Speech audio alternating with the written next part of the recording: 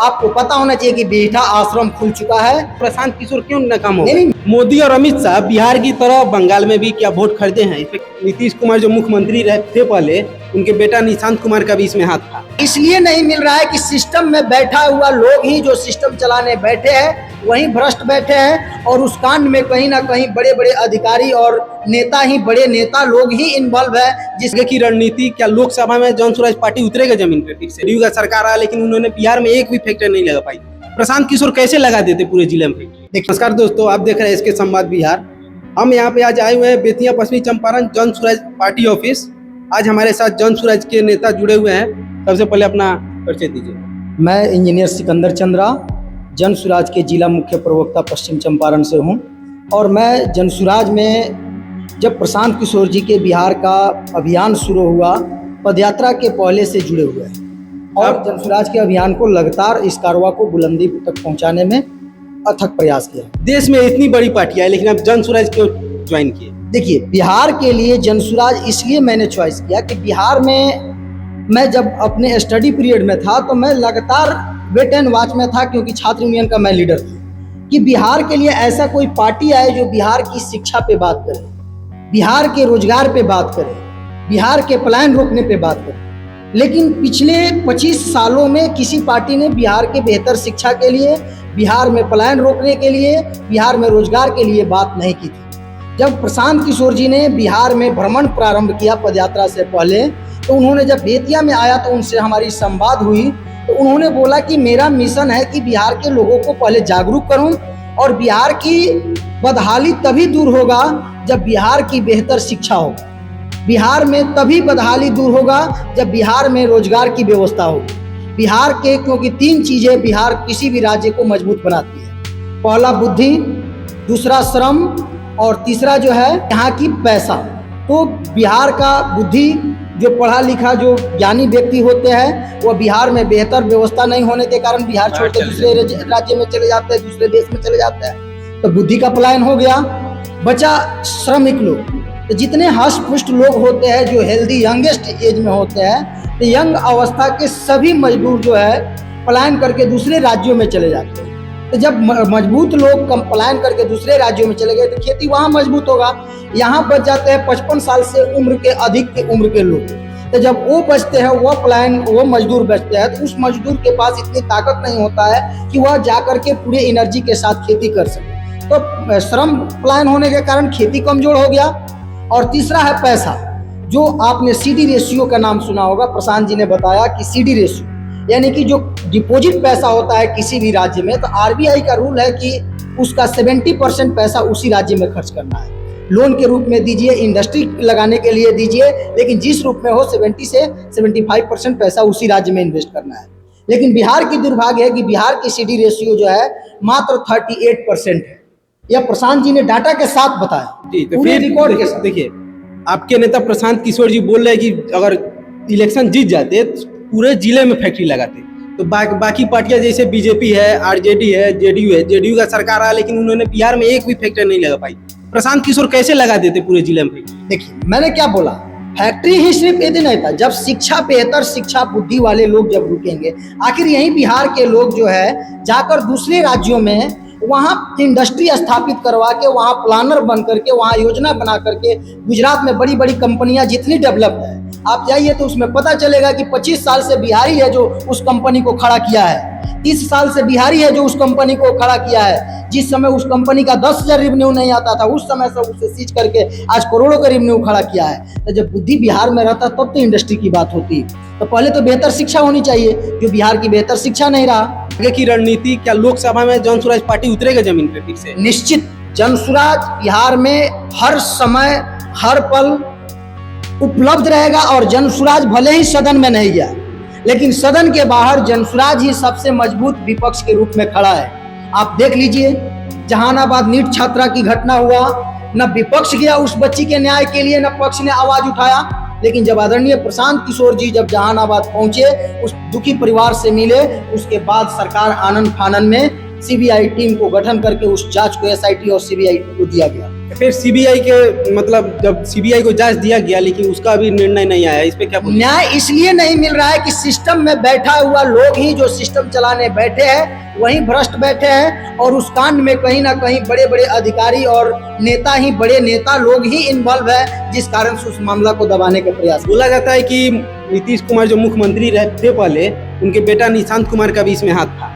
अब देखिए social media पे क्या आता है, जब तक सीबीआई की वास्तविक जांच नहीं आती है तब तक किसी पे हम लोग टिप्पणी नहीं कर सकते, लेकिन बड़े अधिकारी और नेताओं की हाथ है, तभी इस मामला को अभी तक निदान उस बच्ची का न्याय नहीं मिला।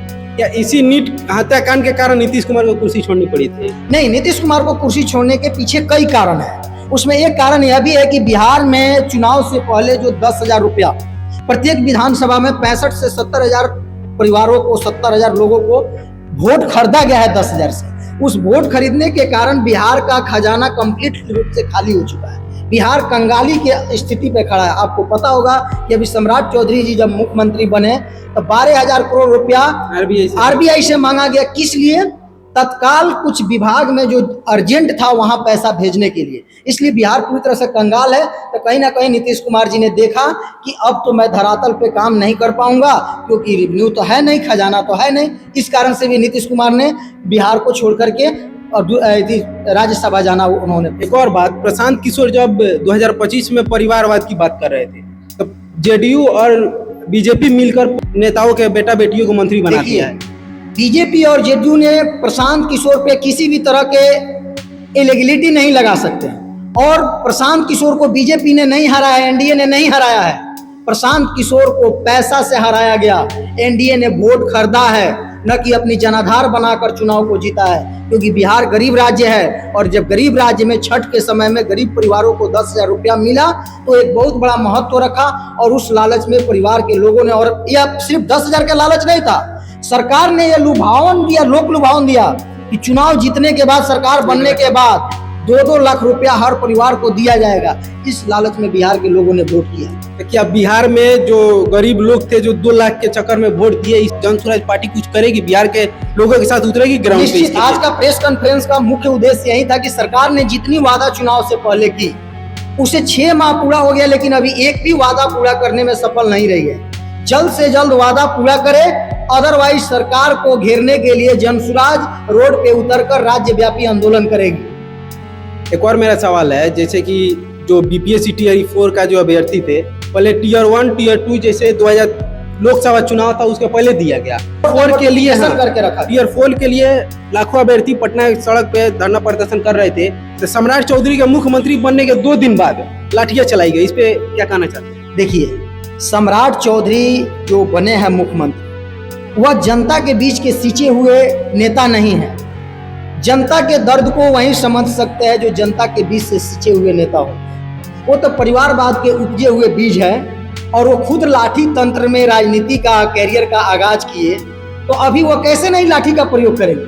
लाठी तंत्र सीखे ही हैं, इसलिए लाठी का प्रयोग किए।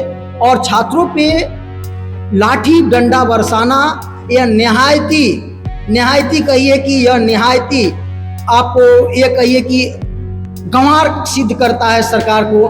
गंवारापंथी यह सिद्ध करता है कि पढ़े लिखे छात्रों पे उस तरह से बर्बरता तरीका से लाठी बरसाया जाए, यह किसी प्रजातंत्र का संकेत नहीं है। मोदी और अमित शाह बिहार की तरह बंगाल में भी क्या वोट खरीदे हैं? इस पे क्या बोलिएगा? नहीं, देखिए, बिहार, मैं बंगाल पे ज्यादा बात नहीं करूंगा। बिहार में हूँ, बिहार की मुद्दा हमारी प्रायोरिटी है।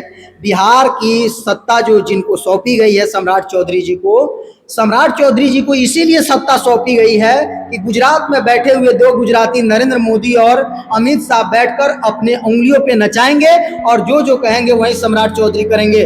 आप देखेंगे आने वाले जितने कार्यकाल होगा, सम्राट चौधरी के कार्यकाल में कोई अपना निर्णय नहीं होगा। नीतीश कुमार जी कहीं भी थे तो अपना निर्णय लेने में सक्षम होते थे, वहां पे गुजरातियों का नहीं चलता था, लेकिन सम्राट चौधरी पे सिर्फ गुजरातियों का चलेगा। बंगाल इलेक्शन में क्यों नहीं बोलना चाहते हैं इस पे?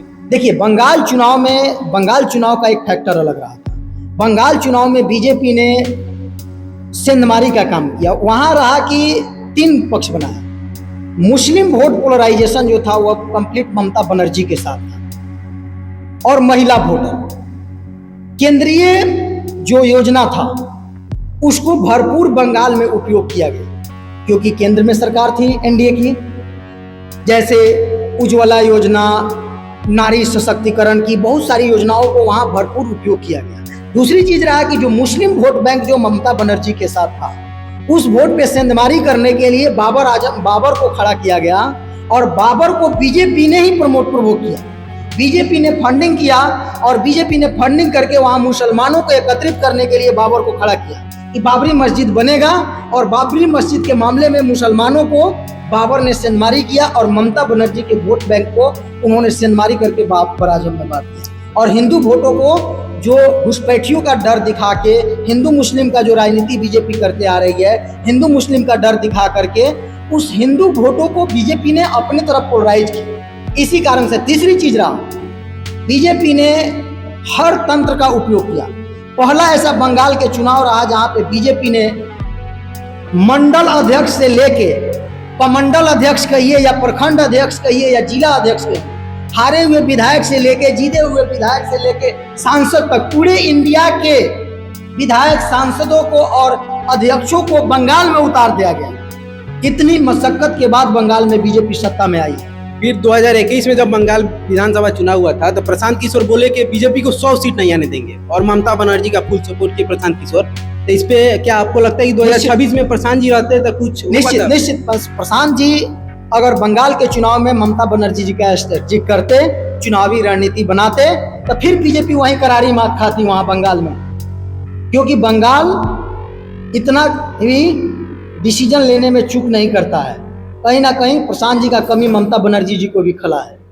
अब विजय थालापति का बात हो रहा है यहाँ पे, तमिलनाडु के जो मुख्यमंत्री बने हुए अभी फिलहाल, तो पूरे मतलब देश में विजय थालापति को लेकर बोला जा रहा है कि प्रशांत किशोर ने अपनी रणनीति के द्वारा उनको सीएम बनाया। जब प्रशांत किशोर गए थे वहां पे तमिलनाडु में, प्रशांत किशोर बोले थे धोनी से ज्यादा पॉपुलर होंगे एक नेता जो होगा बिहार का होगा प्रशांत किशोर। क्या आपको लगता है कि अभी पॉपुलर हुए हैं प्रशांत? निश्चित, सत्य को कभी छुपाया नहीं जा सकता है।